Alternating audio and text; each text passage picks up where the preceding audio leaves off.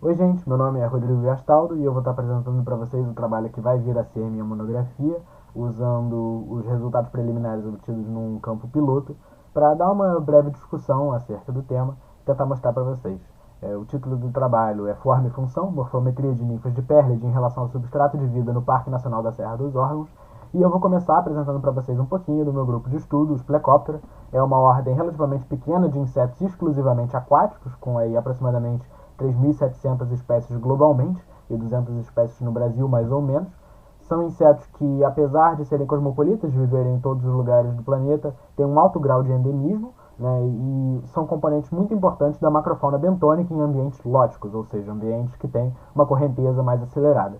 As ninfas, elas frequentemente são muito sensíveis a distúrbios ambientais e na América do Sul não são insetos tão estudados assim, poderiam ser muito mais, até porque a América do Sul é o segundo continente com a maior taxa de descrição de novas espécies e muita coisa ainda não é conhecida tanto em relação à fauna, distribuição, ecologia. A gente ainda tem muitas lacunas presentes no nosso continente e é um grupo bem promissor para estudos aqui na América Latina e principalmente no Brasil.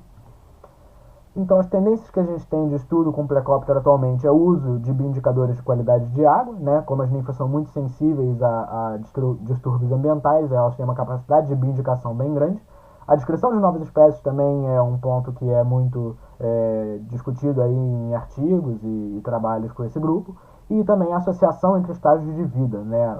As espécies elas são descritas muitas vezes usando a morfologia da genitália masculina e isso faz difícil a identificação de ninfas ou de fêmeas. Então alguns trabalhos focam nisso, né? Mas em relação à ecologia e ambiente de vida desses bichos, muito pouco é conhecido ainda na América do Sul. E os padrões que a gente tem para o hemisfério norte, muito bem detalhados, muito bem estudados e descritos, eles não se aplicam para a nossa realidade, né? Então é uma fronteira aí que a gente ainda tem para estudar, que tem pouca coisa publicada e que é uma lacuna bem grande para esses insetos.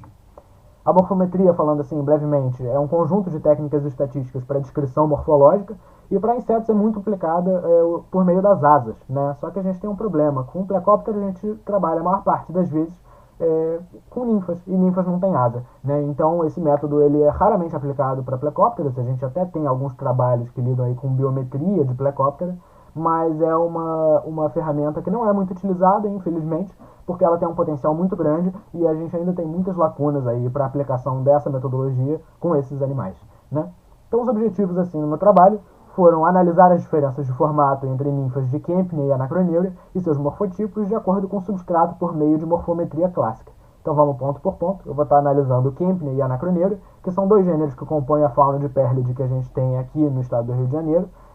E eu escolhi esses dois gêneros porque eles são muito semelhantes, tanto morfologicamente quanto ecologicamente. Então eles desempenham papéis muito parecidos e são muito parecidos morfologicamente e também compõem a maior parte da fauna que a gente vai coletar de Plecoptera, né? Então dessa forma eu estou homogeneizando bastante os meus dados, né? Pegando animais que são muito parecidos ecologicamente e eu também estou descartando pouca coisa, né? Eu estou mantendo o meu N amostral o mais alto possível por esses dois gêneros comporem aí a maior parte dos Plecopteras que a gente vai coletar. Então eu vou trabalhar com esses dois gêneros e eu vou usar a morfometria clássica, que é uma forma de aplicação da morfometria, para ver as diferenças de formato de acordo com o substrato. Ou seja, o que eu quero tentar responder é: será que os Pérlide que vivem no foliço têm uma forma diferente daqueles que vivem em pedras? É nisso que o meu trabalho vai focar, né? O jeito que a gente está fazendo isso é no Parque Nacional da Serra dos Órgãos. A gente escolheu esse local porque ele é um lugar muito bem conservado, né, com um histórico de estudo de insetos aquáticos muito grande. A gente sabe o que a gente vai encontrar e também é um lugar próximo do Rio de Janeiro, né, de fácil acesso. A gente fez uma coleta em outubro de 2021, em que a gente coletou 30 amostras distribuídas aleatoriamente no Rio Paquequer, e a gente amostrou substratos de foliço retido em área de correnteza e de pedras roladas para tentar responder a nossa pergunta de pesquisa, né? Para cada pérlide que a gente encontrou, a gente mediu 8 aspectos, estão aqui eles, né? Então, a distância entre os olhos compostos, a largura da cápsula cefálica, o comprimento corporal, o comprimento dos três fêmures, o tamanho da teca alar e o achatamento, né? Tem que pensar que o achatamento ele está entrando no animal, né? Então é o achatamento do mesotórax aqui, uma seta entrando. Para cada uma, a gente usou essas medidas tiradas aí para fazer uma medida de tamanho a partir da média geométrica, né, que a gente considerou aí a variável tamanho, somando então 9 variáveis no total, que todas foram corrigidas para formar um vetor de Mosimann que descreve a forma desses insetos, né? Em cima desse vetor a gente usou métodos estatísticos descritivos, como o boxplot, e a gente fez as nossas análises morfométricas usando a ANOVA em delineamento de blocos casualizados. E esses resultados que a gente tem a partir dessas comparações de ANOVA, a gente vai tentar aí discutir um pouquinho com a literatura que existe para a ecologia desses insetos na América do Sul. Então aqui estão a nossa principal figura, né? Eu vou destrinchar ela um pouquinho. A gente tem aqui vários conjuntos de box plot. Cada categoria representa um par aqui de tratamentos, né? Então um gênero e um substrato. Então Anacroneura no foliço, Anacroneura na pedra, Kempner no foliço e Kempner na pedra. E a gente tem aqui as nossas 9 variáveis, né? As 8 variáveis que foram medidas, todas elas corrigidas. E também a variável adicionada que foi o tamanho, né? E a gente aplicou a ANOVA em cima de cada uma dessas variáveis, né? A gente tem que lembrar que esses resultados aqui estão em cima de 91 indivíduos que foram coletados, distribuídos bem aí entre Kempner e Anacroneura. Então esse é o N-amostral que a gente está trabalhando, né? Então, o primeiro resultado que a ANOVA nos mostrou é que tamanho tem uma diferença significativa em relação ao gênero, ou seja, a Anacroneura se mostrou significativamente menor do que Kempner, e a gente consegue ver isso pelos valores que essas colunas alcançam aqui, né? Então, esse foi o nosso primeiro resultado. Depois, a gente viu também que, também significativo, em relação à cabeça interna, né? Ou seja, a distância entre os olhos compostos, a gente tem interação entre os tratamentos.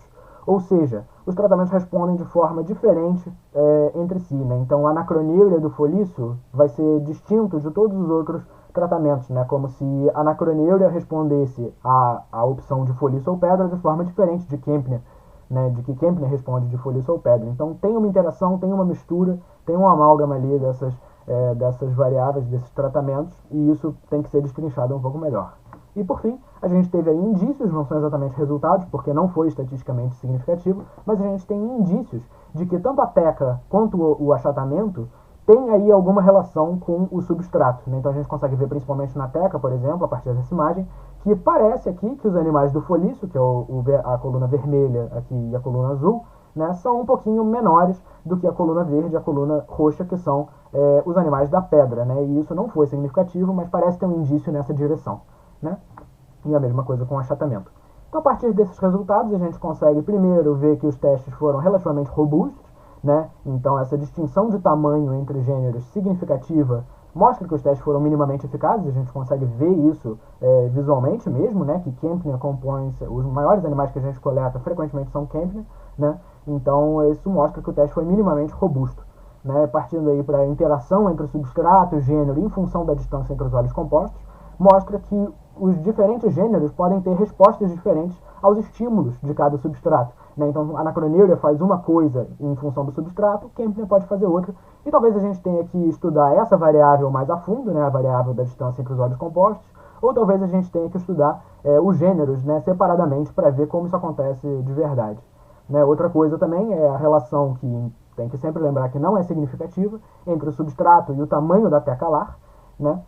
Isso é muito interessante porque o tamanho da teca alar, ela representa frequentemente aí o estágio de desenvolvimento dessas ninfas de inseto, né? Então, ninfas mais velhas, mais próximas de virarem adultos, vão ter tecas relativamente muito maiores do que ninfas mais jovens, né? E a gente tem alguns trabalhos que mostram que pérlide mais jovem optem por ambientes menos expostos e mais estáveis, né? Então, esse trabalho aqui, o nosso trabalho, está mostrando que, de novo, não é estatístico, mas parece que tem aí um movimento de ninfas mais jovens estarem no foliço e ninfas mais velhas, maiores, com uma teca mais desenvolvida, estarem na pedra, né? Então isso corroboraria, falando aí, que o ambiente do foliço é um pouco mais estável, um pouco menos exposto, né? Os bichos ficam ali mais escondidinhos, e talvez tenha uma migração, né? Os bichos, à medida que eles vão ficando mais velhos, eles saem do foliço e vão para a pedra, né? Para continuar o seu desenvolvimento, e isso é uma coisa muito interessante que se liga à literatura que a gente tem para a América do Sul aqui, e que pode ser estudada mais a fundo, e também pode se relacionar com uma questão alométrica de crescimento, né? Então os animais mais jovens teriam uma forma diferente dos animais mais velhos,